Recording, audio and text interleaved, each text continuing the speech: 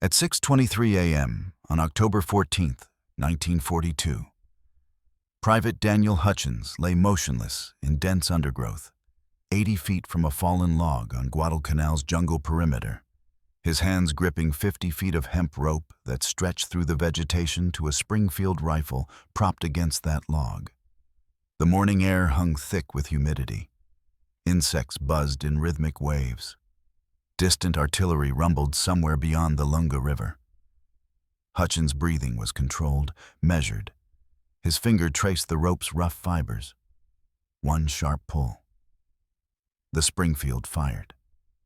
The crack echoed through the canopy. Hutchins pressed his eye to the scope of his backup rifle, scanning the trees, waiting. 1 second, 2 seconds. 3 seconds later, return fire split the air from the canopy above.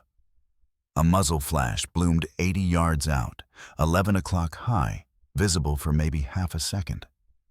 Hutchins was already tracking it. His crosshairs found the coconut palm, found the shape moving in the fronds. He squeezed the trigger. His scoped M1903 barked once. Through the scope, he watched a body tumble from the palm, falling 30 feet before hitting the jungle floor with a sound that carried clearly through the still morning air. The first kill using a method that would change counter-sniper warfare forever. Hutchins didn't celebrate. He reeled in his rope, checked his ammunition, and prepared to do it again. By October 1942, Japanese snipers had killed 127 American Marines on Guadalcanal in 6 weeks. 127 men who went out on patrol and never came back. 127 funerals. 127 letters home that started with, "We regret to inform you." The Japanese snipers operated from concealed positions in the jungle canopy, 20 to 40 feet above ground. They tied themselves to trees with rope or wire, settled into firing positions, and waited. When a Marine exposed himself, the sniper fired once, single shot. Then immediate relocation. The statistics told a brutal story. Average time to locate a Japanese sniper after his first shot, 43 minutes. Average Marine casualties before location, 4 dead, 7 wounded. 1st Battalion, 7th Marines lost 18 men to snipers in the first week of October alone. The Marines were fighting an enemy they couldn't see, couldn't predict, and couldn't catch. The Japanese snipers were professional, patient, and lethal. They established positions they could use for days or weeks without detection. They studied American patrol routes, memorized where Marines filled canteens, noted which clearings offered good fields of fire. Some snipers kept notebooks with sketches of American positions. Others marked notches on their rifles. They moved 200 yards after every shot, sometimes more. By the time Marines triangulated the firing position and reached it, the sniper was gone. Left nothing behind except maybe an empty brass casing and a length of rope still tied to a tree branch. American counter-sniper doctrine was clear and comprehensive and completely ineffective. The standard protocol: wait for enemy fire, triangulate the position using multiple observers, suppress the suspected location with automatic weapons, advance with infantry to clear the area. It sounded good in training manuals written back in the States. It failed catastrophically in Guadalcanal's jungle. The doctrine failed because it assumed the enemy would stay in position. Japanese snipers moved immediately after firing. By the time Marines executed the triangulation and suppression, the sniper had already relocated. The Marines would assault an empty position, find evidence of recent occupation, and wonder where the shooter went. Meanwhile, the sniper watched from a new position 200 yards away, waited for the Marines to bunch up during the search, and fired again. The cycle repeated. Americans reacted. Japanese dictated. Marines were hunting ghosts in 95-degree heat with 90% humidity. Every patrol through the jungle became a shooting gallery with invisible shooters.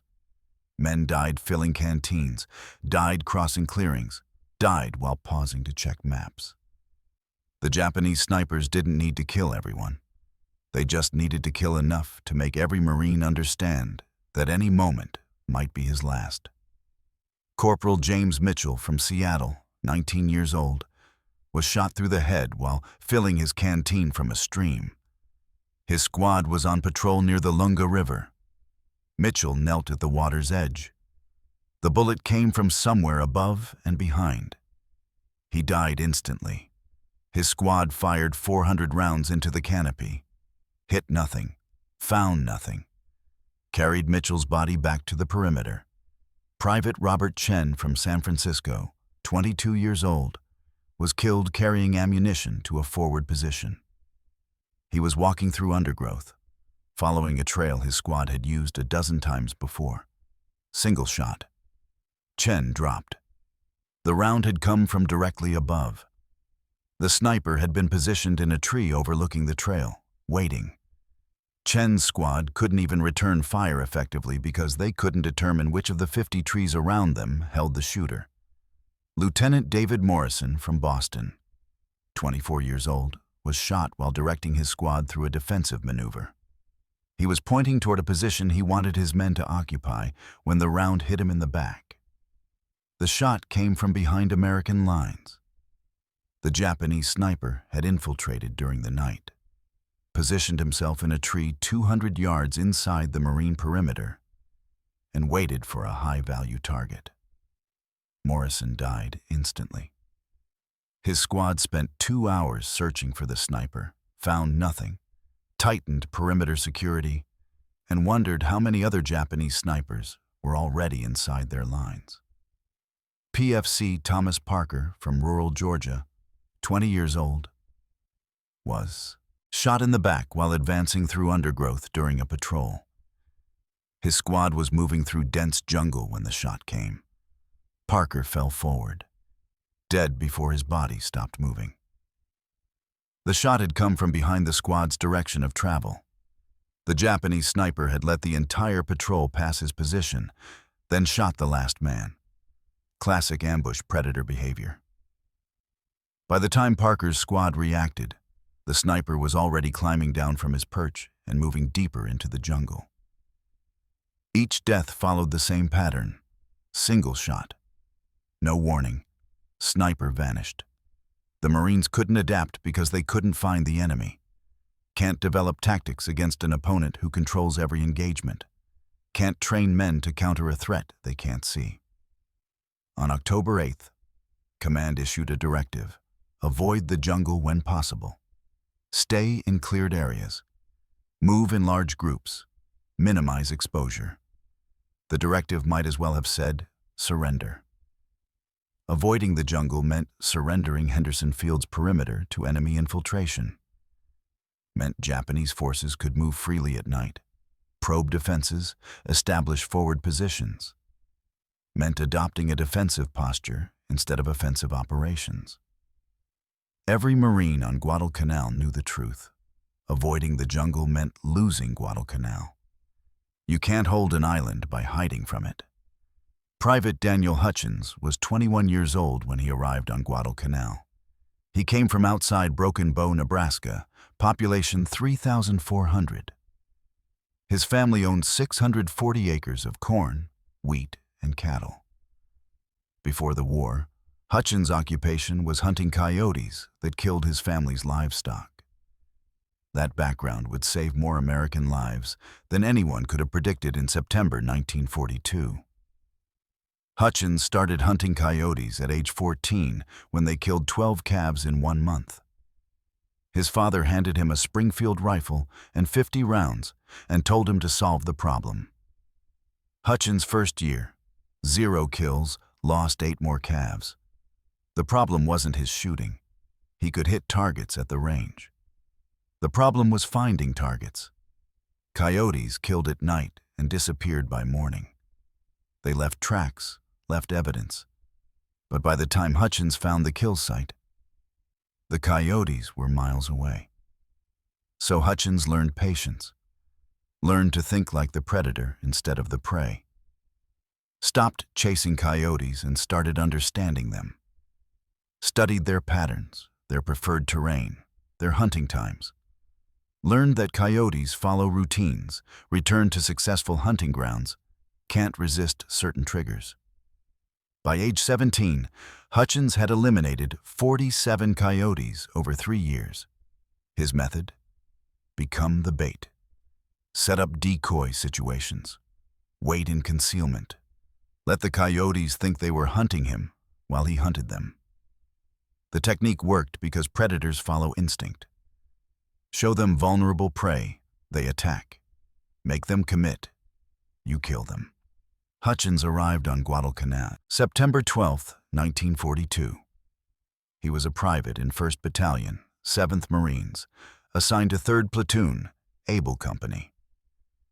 He'd qualified expert marksman with the M1903 Springfield at boot camp. Shot perfect scores on the range, could hit targets at 500 yards. But marksmanship training didn't prepare him for Guadalcanal's jungle. Hutchins had 0 confirmed kills through September.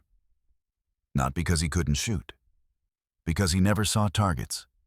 Japanese snipers controlled every engagement. They chose when to fire, where to fire, when to reveal themselves. American Marines reacted. Hutchins watched good men die and couldn't help. Couldn't return fire, couldn't even see the enemy who was killing his friends. After 2 weeks, Hutchins noticed something. Japanese snipers behaved exactly like coyotes. Patient, concealed, attacked when prey was vulnerable, disappeared immediately after the kill. Traditional hunting methods failed against both. The Americans were reacting, always defensive, playing the prey role. Back in Nebraska, you couldn't catch coyotes by chasing them. You caught them by making them come to you. You caught them by becoming the bait. October 12th. Hutchins watched another Marine die. Private Eddie Morrison from his own fire team. They'd gone through boot camp together. Morrison was crossing a clearing near the Elu River when the shot came. Single round through the chest. Morrison dropped. The platoon fired 400 rounds into the canopy. Hit nothing. Found nothing. Hutchins helped carry Morrison's body back to the perimeter. Spent the rest of the day thinking. The Japanese sniper had chosen when to shoot, had chosen where, had chosen when to reveal himself. Americans reacted to every choice. Always second, always behind. What if you reversed it? What if you fired first, but not at a target? What if you created a situation so tempting Japanese snipers couldn't resist engaging? What if the decoy wasn't you, but your rifle? That evening, October 12th, Hutchins sat alone at the perimeter, cleaned his Springfield, thought about coyotes, remembered using scarecrows dressed like people back in Nebraska. His father had suggested it.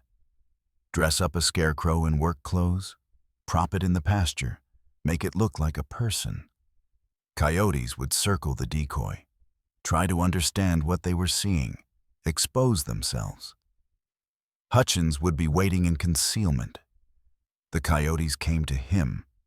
Same principle might work against snipers. The challenge was distance. Needed distance between himself and the decoy. Needed a way to make the decoy rifle fire without being there. Otherwise, Japanese snipers would just see a stationary rifle and ignore it. But if the rifle fired, if it looked like an active threat, snipers would engage. They couldn't resist. Same instinct that made coyotes attack decoys. Same predator behavior. Rope. Simple, available, effective. October 13th, Hutchins found 50 feet of hemp rope in a supply crate, standard issue cordage, used for 100 different purposes around the perimeter. Nobody would miss 50 feet. He took the rope back to his position, tested the concept. Tied one end to his Springfield's trigger, laid the rifle on the ground, stretched the rope out 20 feet, pulled. The rifle fired. The mechanism worked perfectly. Simple physics. Pull the rope, rope pulls the trigger, rifle fires. The question wasn't mechanical. The question was tactical. Would Japanese snipers engage what they thought was an exposed American rifleman? Would they see through the trick? Would Hutchins be able to get into position fast enough after the decoy fired to locate the return shot and kill the sniper before he relocated? Only one way to find out. October 13th, 2100 hours.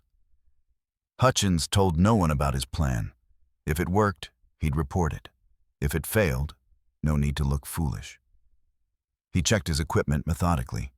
2 rifles, the Springfield for the decoy, his scoped M1903 for actual shooting. Rope, 50 feet, tested and functional. Ammunition, 100 rounds for the scoped rifle, 20 rounds for the decoy. Canteen, full. He planned his position for morning. Dense undergrowth with good sight lines to the canopy. The decoy rifle would sit on a fallen log in a clearing, visible but not obviously exposed. Natural looking. The rope would run back through the undergrowth to his concealed position. 80 feet separation. Enough distance for safety. Close enough for effective shot placement. Morning would tell whether a farm boy's trick could beat professional killers, whether 50 feet of rope could reverse the initiative, whether American Marines could stop dying from invisible enemies. Hutchins cleaned his rifles one more time, checked the rope connections, and tried to sleep. Tomorrow, he'd either change counter-sniper warfare forever or die trying. Both options beat watching more Marines die while he did nothing. Hutchins' first week on Guadalcanal taught him that death came without warning. September 18th, 1942. Private Eddie Morrison from Texas, 19 years old, was on point during a morning patrol near the Lunga River. Morrison was from Hutchins' fire team. They'd gone through boot camp together, shared the same barracks, complained about the same drill instructors. Morrison was a good Marine, careful, followed procedure. He crossed a clearing, single shot. Morrison dropped. The squad took cover immediately, returned fire at nothing. They couldn't see the shooter, couldn't hear movement. Just that one shot echoing through the jungle, then silence. It took 20 minutes to reach Morrison's body. Long, terrible minutes crawling through undergrowth while expecting another shot at any moment. Morrison had been shot through the upper chest. Died in maybe 30 seconds. Hutchins helped carry him back to the perimeter. Morrison's rifle still had the safety on. He never saw the shooter, never had a chance to defend himself. 6 days later, September 24th, Corporal James Mitchell died the same way. Mitchell was the squad leader, 23 years old, from Seattle. He was good at his job, careful and professional, positioned his men properly, followed doctrine exactly. The Japanese snipers shot him anyway. Mitchell was giving orders, directing the squad through a defensive position, when the bullet hit. Hutchins was 5 feet away. Heard the impact, heard the way it sounded when a round hits flesh instead of equipment. Mitchell fell without making a sound. The squad fired 200 rounds into the trees, found nothing, hit nothing. The shooter was already gone. Hutchins applied pressure to Mitchell's wound, tried to stop the bleeding, couldn't save him. Mitchell died while Hutchins pressed both hands against the hole in his chest, feeling the blood pump out between his fingers with each heartbeat, then slower, then nothing. October 3rd. Lieutenant David Morrison, 26 years old, West Point graduate. Morrison knew tactics, knew jungle warfare. He'd survived 3 months on Guadalcanal, which made him experienced by the standards of that campaign. He planned every movement, every patrol, studied maps, briefed his men thoroughly, took no unnecessary risks. The Japanese snipers still got him. Morrison was directing the platoon through heavy undergrowth when the shot came. The sniper fired from 150 yards away, downward angle from a tree position. The round hit Morrison in the back of the head. Instant death. The platoon spent 2 hours searching for the sniper. They found an abandoned position in a banyan tree. Rope still tied to the trunk where the sniper had secured himself. Empty brass casing on the ground. But the sniper was gone. Vanished into the jungle like he'd never existed. Hutchins saw the pattern. 3 deaths, 3 different situations. Morrison crossing open ground, predictable movement. Mitchell giving orders, stationary target. Lieutenant Morrison directing troops, focused on his men instead of watching for threats. But all 3 deaths followed the same pattern. Single shot, invisible shooter, no chance to return fire. Japanese snipers waited for perfect moments. Waited for Americans to be vulnerable, distracted, exposed. Then fired once and vanished before anyone could react. October 14th, 1942, 05:45 hours. Hutchins moved into position before dawn. He'd selected the spot the previous evening during his regular patrol. Dense undergrowth, 80 feet from a fallen log. Good sight lines to the tree canopy in 3 directions. He positioned his decoy Springfield on the log, propped it against branches to make it look natural. Placed his helmet above the rifle stock to create a silhouette. Something that looked like a Marine taking cover behind a log. He tied the hemp rope to the trigger, ran it back through the undergrowth to his position. Concealed the rope with leaves and debris. Couldn't be obvious. If Japanese snipers saw the rope, the whole plan failed. He set up his actual firing position. Prone, scoped M. 1903, clear view of the canopy. Then he waited. 0600 to 06:23 hours, 23 minutes of waiting. Hutchins watched morning light filter through the canopy. The jungle came alive around him. Insects buzzed, birds called. Distant artillery rumbled from somewhere beyond Henderson Field. Sweat soaked through his uniform, even though dawn temperatures were relatively cool. Mosquitoes swarmed everywhere. He couldn't move to swat them. Movement would give away his position. His hand rested on the rope, ready. The question in his mind: would Japanese snipers engage the decoy? Or would they see through it? Maybe they'd recognize it as a trap. Maybe they'd be too cautious. Maybe Hutchins was about to waste a morning lying in mosquito-infested undergrowth while accomplishing nothing. 06:23 hours. Hutchins pulled the rope sharp. The decoy Springfield fired. Loud crack echoing through the jungle.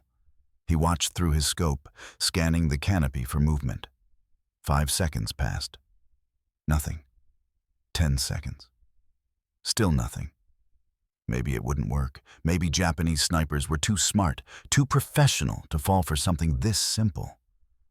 14 seconds after the decoy fired, return fire cracked from the canopy. The distinctive sound of a Japanese rifle, different from American weapons. The bullet impacted somewhere near the decoy rifle. Hutchins saw it. Muzzle flash in a coconut palm, 11 o'clock high, 80 yards out. There. The sniper. Visible for maybe 2 seconds, repositioning after firing. The muzzle flash gave away his exact location. Hutchins already had his scope aligned in that direction.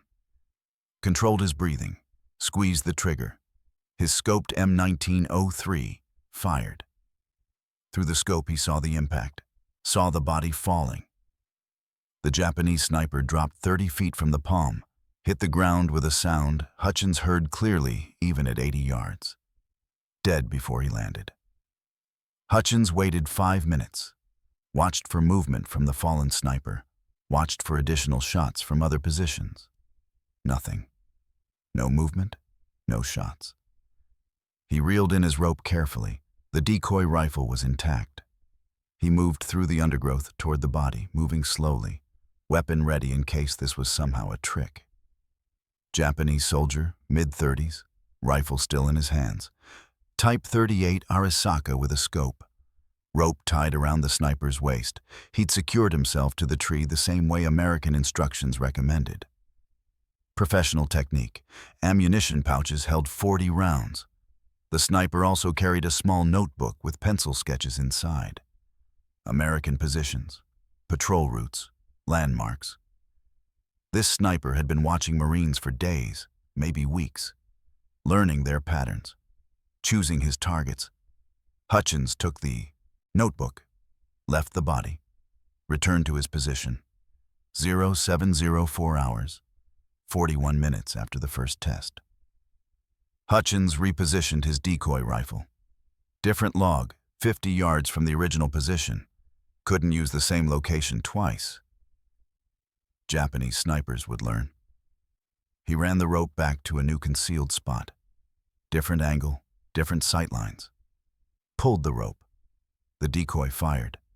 8 seconds later, return fire. Different position this time. 9 o'clock high, different tree. Another Japanese sniper engaging what he thought was an exposed American rifleman. Hutchins tracked the muzzle flash, fired. The second body fell from the canopy.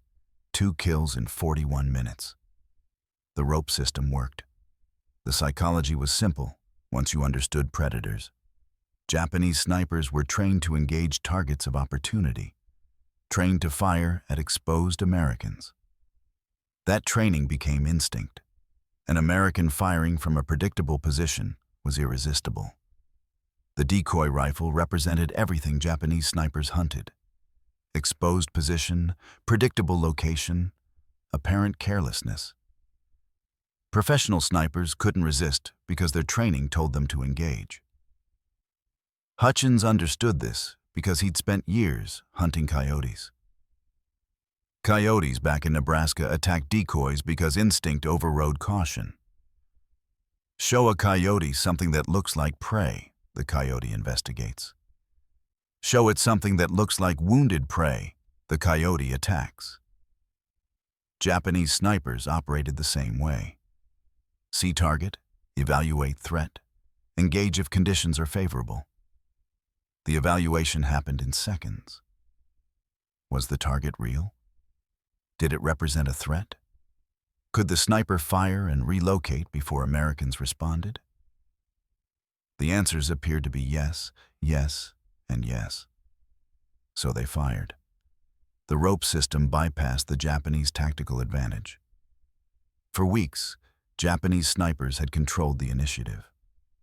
They chose when to shoot. Americans reacted. The rope reversed that.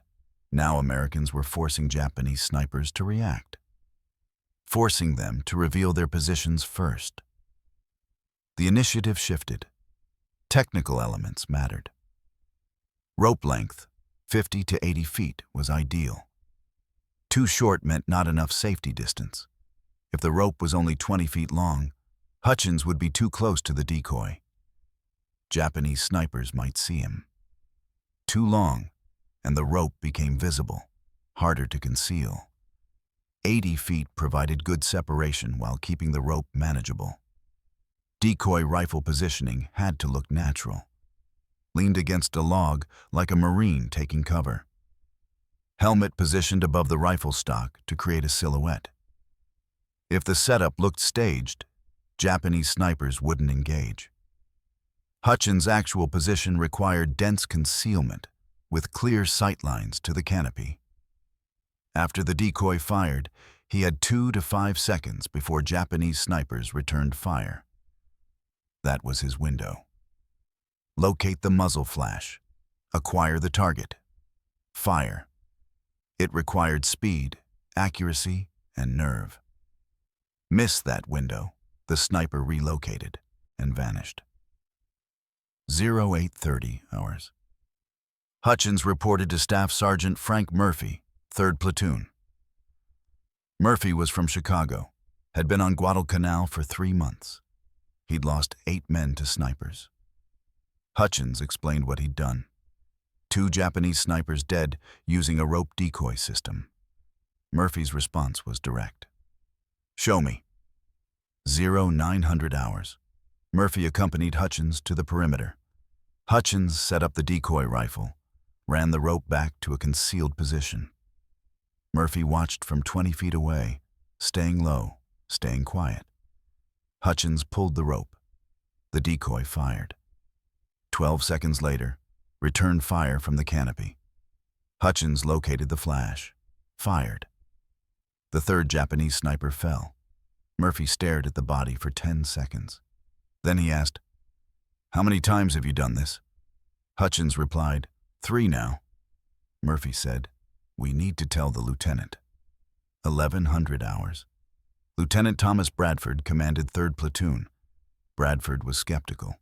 The rope system seemed too simple, too easy. He wanted proof it wasn't just luck. 3 kills could be coincidence. Maybe Hutchins just happened to set up in areas with active snipers. Bradford said, "Give me until sunset. I'll show you it works." Hutchins replied, "You have until 1700 hours. Don't get killed proving your point." Hutchins had 7 hours to demonstrate that a farm boy's trick could consistently kill professional enemy snipers. 7 hours to prove that 50 feet of hemp rope could change how Americans fought this war. 1147 hours, October 14th. Hutchins established a new position 300 yards from his morning location. He'd learned the first rule already: never use the same decoy position twice. Japanese snipers would notice patterns, avoid areas where their comrades had died. He set the decoy rifle on an elevated position this time, a tree stump that gave good visibility, ran the rope through undergrowth back to his concealment, pulled the rope. The decoy fired. 6 seconds later, return fire. 1 o'clock high, 60 yards out. Hutchins fired. The 4th sniper fell. This one was young, maybe 20 years old.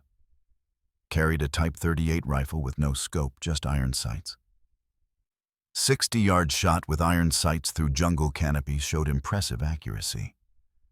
The sniper's ammunition pouches held only 15 rounds remaining.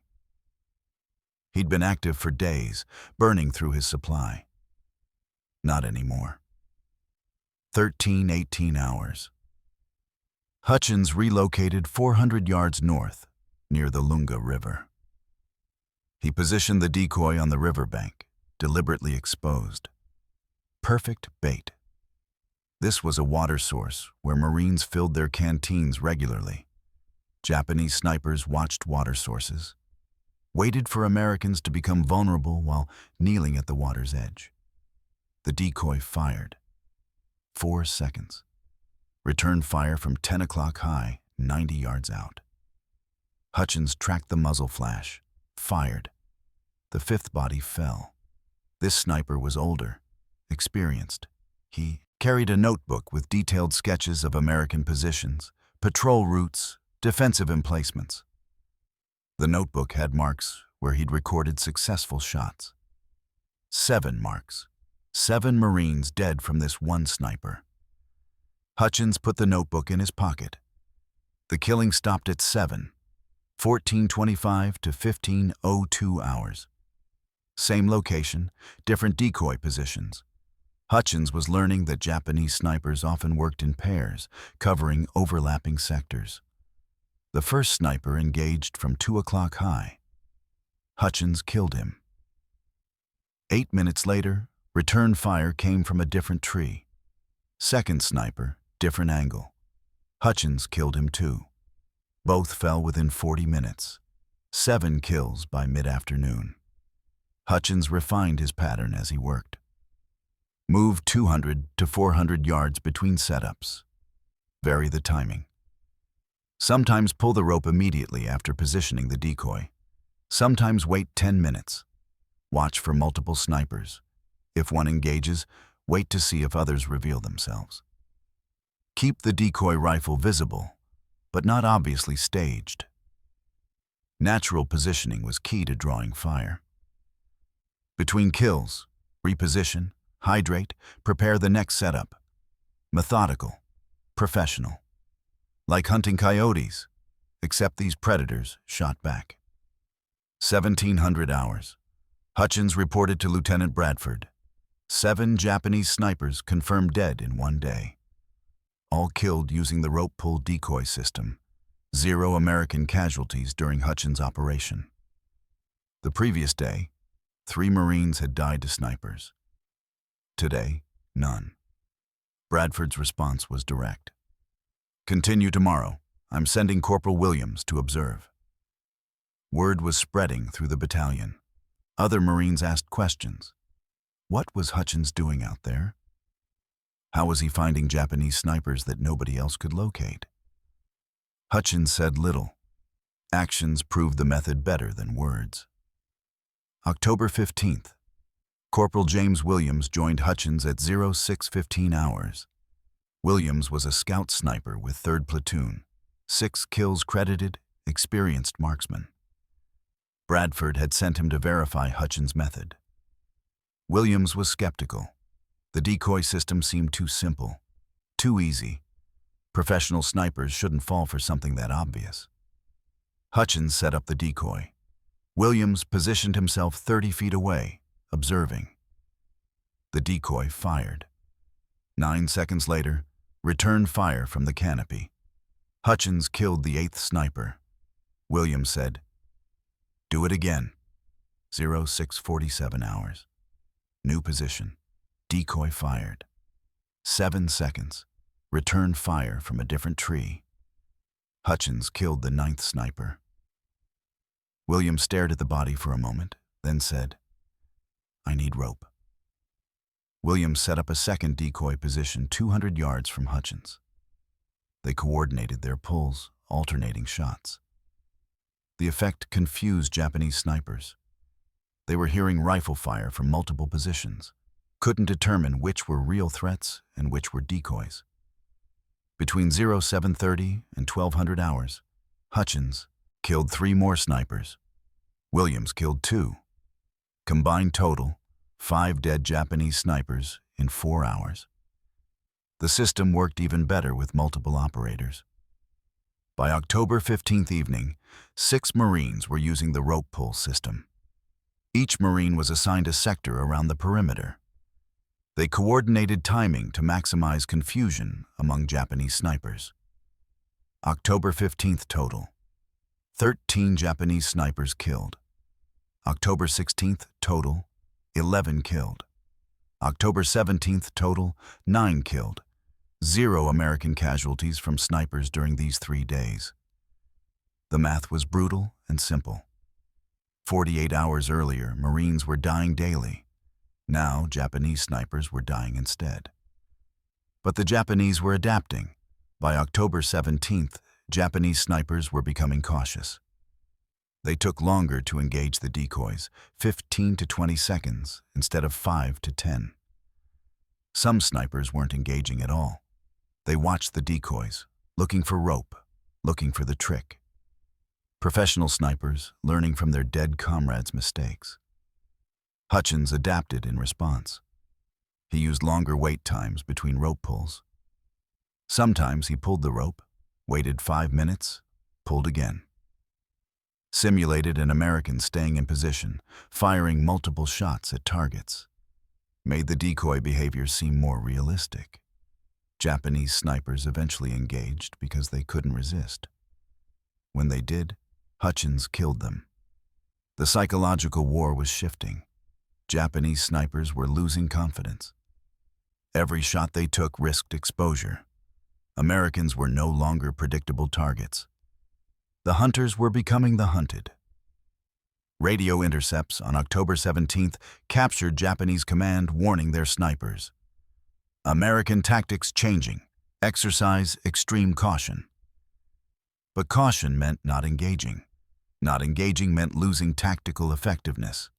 A sniper who doesn't shoot isn't accomplishing his mission. October 18th. Japanese snipers attempted a counter tactic. Multiple snipers would fire simultaneously at a single decoy. Theory: overwhelm the American position with volume. If 3 snipers fired at once, the American couldn't track all 3 muzzle flashes. At least 1 or 2 snipers would survive to relocate. 08:25 hours. Hutchins pulled his rope. The decoy fired. 3 return shots cracked out within 2 seconds, 3 different positions. Hutchins tracked the first muzzle flash, fired, killed the first sniper. Williams, positioned nearby, tracked the second flash, fired, killed the second sniper. The third Japanese sniper ceased fire immediately. He recognized the trap, relocated before Americans could acquire him. The coordinated tactic had failed. 2 dead snipers, 1 survivor who now knew Americans were using multiple counter-sniper positions. Hutchins and Williams worked as a dedicated counter-sniper team for the next 3 days. October 18th, 7 kills. October 19th, 5 kills. Japanese snipers were retreating deeper into the jungle, engaging from 150 to 200 yards instead of 60 to 80 yards. Longer range made Hutchins' job harder, required perfect shot placement through heavier vegetation. But Hutchins had qualified expert marksman at 500 yards during training. 150 yards was close range for someone with his skill. October 20th, 0600 hours. Hutchins set up his final decoy of the week, pulled the rope. The decoy fired. He waited. 20 seconds, nothing. 30 seconds, still nothing. He pulled the rope again, second shot. 15 seconds later, single return shot from 2 o'clock high, 180 yards out. Long shot through heavy canopy. Hutchins aimed carefully, compensated for distance and vegetation density. Fired. Through his scope, he watched the sniper fall from a palm tree. 31st kill in 7 days. The statistics told the story. October 14th through 20th, 1942. Private Daniel Hutchins, 31 confirmed Japanese sniper kills. Additional kills by Marines using his system, 17. Total, 48 Japanese snipers eliminated in 1 week. American casualties from snipers during the same period, 2. Previous week's casualties, 18. 89% reduction in sniper deaths. But Hutchins didn't talk about what those numbers meant. 31 men dead by his hand. Each one was a person with family, history, training. Each one had learned to be a sniper, had practiced for months or years, had come to Guadalcanal believing in his mission. Hutchins never celebrated the kills, never kept trophies, never talked about individual snipers except in tactical terms. He did his job because Marines stopped dying. Morrison, Mitchell, Lieutenant Morrison. Their deaths were avenged in a statistical sense. But revenge wasn't the point. Survival was the point. Keeping other Marines alive mattered more than punishing the enemy. 7 days of hunting in jungle heat took a physical toll. Average temperature, 95 degrees. Humidity, 90%. Hutchins lost 12 pounds during the week. Dehydration, stress, constant alertness. He slept maybe 4 hours per night. Woke up multiple times with dreams about falling bodies. Sometimes he woke up with his hand clutching at nothing, pulling imaginary ropes in his sleep. But Marines were alive who would have died without his innovation. That mattered more than comfort, more than sleep, more than peace of mind. Hutchins cleaned his rifles, prepared his equipment for the next day, and tried not to think about the 31 men who would never go home. October 21st, 1942, 0800 hours. Colonel Louis Chesty Puller, commanding 1st Battalion, 7th Marines, requested a meeting with Private Daniel Hutchins. Puller had heard about the kills. 7 Japanese snipers dead in 1 day using some kind of rope system. The report sounded too good to be true. Puller wanted a personal demonstration. Hutchins met with Puller at the battalion command post. 2 other officers attended, along with Staff Sergeant Murphy. Hutchins explained the system in simple terms. Rope tied to trigger, decoy positioned to look like an exposed rifleman, actual shooter concealed 80 feet away with clear sight lines to the canopy. Pull the rope, decoy fires, Japanese sniper engages what he thinks is a vulnerable American. Shooter tracks the muzzle flash and kills the sniper. Simple mechanics, simple psychology. Puller listened without interrupting. When Hutchins finished, Puller said, "Show me it works, Private." Hutchins set up the decoy 100 yards from the command post. Positioned the Springfield against a log, ran the rope back through undergrowth to his concealed position. Puller and the other officers watched from behind cover. Hutchins pulled the rope. The decoy fired. 18 seconds later, return fire cracked from the canopy. Hutchins had already located the flash through his scope. 11 o'clock high, coconut palm, 70 yards out. He fired once. The Japanese sniper fell, hit the ground hard enough that everyone heard the impact. Puller watched the body fall, watched it hit the ground and not move. Turned to his officers and said, "I want every rifle company doing this by tomorrow." 1300 hours, October 21st. Battalion order issued. All companies would implement rope pull counter sniper tactics immediately. Supply officers distributed hemp rope to every platoon, 50-foot lengths, as much as units requested. Scout snipers would train riflemen on the technique. Hutchins received temporary duty assignment. Travel between companies, demonstrate the system, answer questions, ensure proper implementation. Over the next 3 days, Hutchins trained 147 Marines across 6 companies. Each training session lasted 2 hours. He started with theory, why decoys work, Japanese sniper psychology, predator behavior patterns. Moved to practical application, rope tying, trigger attachment, decoy positioning for maximum natural appearance, covered concealment, proper hide construction, sightline maintenance, minimizing exposure. Explain timing, when to pull the rope, how long to wait between pulls, how to vary the pattern. Emphasized safety, ensuring the rope pull didn't injure the shooter, proper rifle securing to prevent weapon damage. Some Marines learned the technique in 30 minutes. Natural hunters who understood predator psychology immediately. Others needed the full 2 hours, working through each step methodically until they grasped the principles. But every Marine understood the core concept by the end of training. Make the enemy react to you instead of reacting to the enemy. Force them to reveal their position first. Control the initiative. The technique spread beyond 7th Marines rapidly. October 25th, 1st Marines adopted the rope pull system. October 28th, 5th, Marines began training their riflemen. November 2nd, all 3 Marine regiments on Guadalcanal were using the method. By December 1942, the technique had spread to Army units arriving on the island. The method was simple enough that any rifleman could execute it. Equipment was readily available. Hemp rope was standard supply issue. Results were immediate and measurable. Marines stopped dying to snipers. Japanese snipers started dying instead. The statistical revolution was stark. September 1st through October 13th, 1942, 127 Marines killed by snipers in 6 weeks.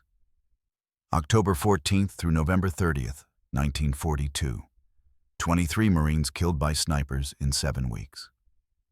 82% reduction in sniper casualties. During the same period, 176 Japanese snipers were confirmed killed by American counter-sniper operations. The ratio had reversed completely. What had been a Japanese tactical advantage became an American advantage. Japanese command noticed. November radio intercepts showed clear awareness of the new American tactics. One intercepted message read, "American forces employing new counter-sniper methods. Recommend extreme caution when engaging rifle fire." Another stated, "Multiple positions compromised by American trap tactics. Snipers must verify targets before engaging." Japanese snipers pulled back from frontline positions. They operated from 300 yards or more instead of 60 to 100 yards. The increased distance reduced their effectiveness significantly. Long-range shots through jungle canopy were less accurate, less lethal. Japanese snipers were losing the tactical dominance they'd enjoyed for months. The operational impact extended beyond casualty statistics. With the sniper threat reduced, Marine patrols moved more freely through the jungle. Perimeter expansion became possible. Henderson Field security improved. Supply routes became safer. Morale increased across all units. Marines weren't dying from an invisible enemy anymore. The psychological advantage shifted to the Americans. Japanese infantry also lost a critical intelligence source.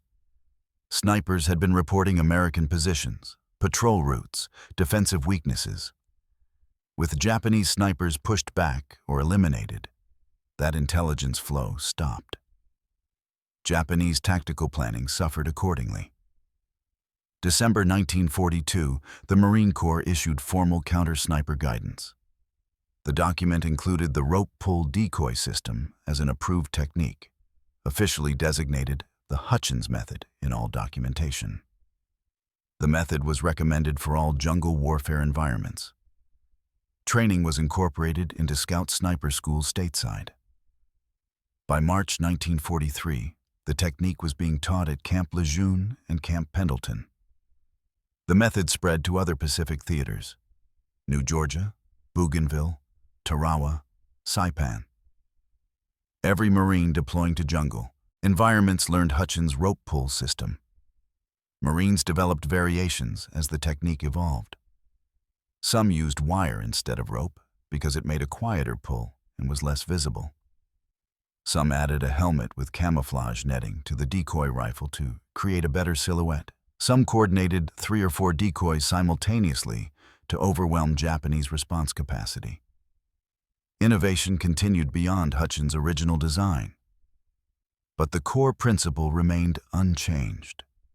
Reverse the initiative, force the enemy to reveal position first, kill them before they can relocate. The Japanese adapted as well. By early 1943, Japanese snipers were trained to recognize decoys. They looked for rope, looked for unnatural rifle positioning. Some Japanese snipers refused to engage rifle fire without visual confirmation of an actual shooter. But caution reduced their effectiveness. A sniper who doesn't shoot isn't accomplishing his mission. Japanese sniper casualties continued increasing through 1943. American counter-sniper doctrine maintained the advantage Hutchins had created. Hutchins remained on Guadalcanal through the final Japanese evacuation in February 1943. He continued counter-sniper operations throughout that period. His total confirmed kills by the end of the Guadalcanal campaign: 47 Japanese snipers. He never spoke about the number. When other Marines asked, he said, "Did my job, that's all." July 1943, 7th Marines deployed to New Georgia. Hutchins, now promoted to corporal, was assigned as Scout Sniper team leader. He taught the rope pull method to replacements joining the unit. Combat operations continued through September 1943. During that 4-month deployment, 0 Marines in Hutchins' platoon were killed by snipers. The method worked in New Georgia's jungle the same way it had worked on Guadalcanal. November 1943, Bougainville. Hutchins was promoted to sergeant. He led a counter-sniper section of 12 Marines. They eliminated 34 Japanese snipers in the first 2 weeks of the campaign. Japanese command pulled snipers back from front-line positions almost entirely after those losses. Hutchins' section was able to expand the American perimeter by 800 yards with minimal casualties because the sniper threat had been neutralized. September 1944, Battalion. Sergeant Hutchins was assigned to 1st Marines for the invasion. The terrain was different from previous campaigns. Coral rock, caves, heavily fortified positions. The rope pull method was less effective in cave warfare, where snipers operated from enclosed positions rather than jungle canopy. Hutchins adapted his tactics. He used sound to locate cave positions, then directed artillery and flamethrower teams to eliminate them. He survived Battalions' 73 days of brutal fighting. Command recommended him for the Silver Star. Hutchins declined the medal. He said, "Give it to the guys who didn't make it home." October 15, 1944. A Japanese grenade wounded Hutchins on Battalion. Shrapnel hit his left leg and left shoulder. He was evacuated to a hospital ship, then to Hawaii for 3 months of recovery. The war ended while he was stateside. He never returned to combat. The Marine Corps discharged him in November 1945 with medical retirement. Hutchins returned to Broken Bow, Nebraska in December 1945. He walked with a limp from the shrapnel wounds. He didn't talk about the war. Neighbors asked questions. He deflected them. Did my job, came home. That's enough. He returned to the family farm. His father had kept it running during the war. Hutchins worked cattle, planted crops, rebuilt the life he'd left behind. 1947, Hutchins married Sarah Mitchell. She was Corporal James Mitchell's sister. Mitchell had died on Guadalcanal, shot by a Japanese sniper while Hutchins tried to stop the bleeding. Sarah and Hutchins had 3 children, James, Robert, and Daniel Jr.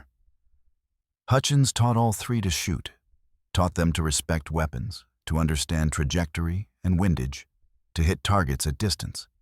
He never taught them to hunt people. For 30 years, Hutchins rarely mentioned Guadalcanal.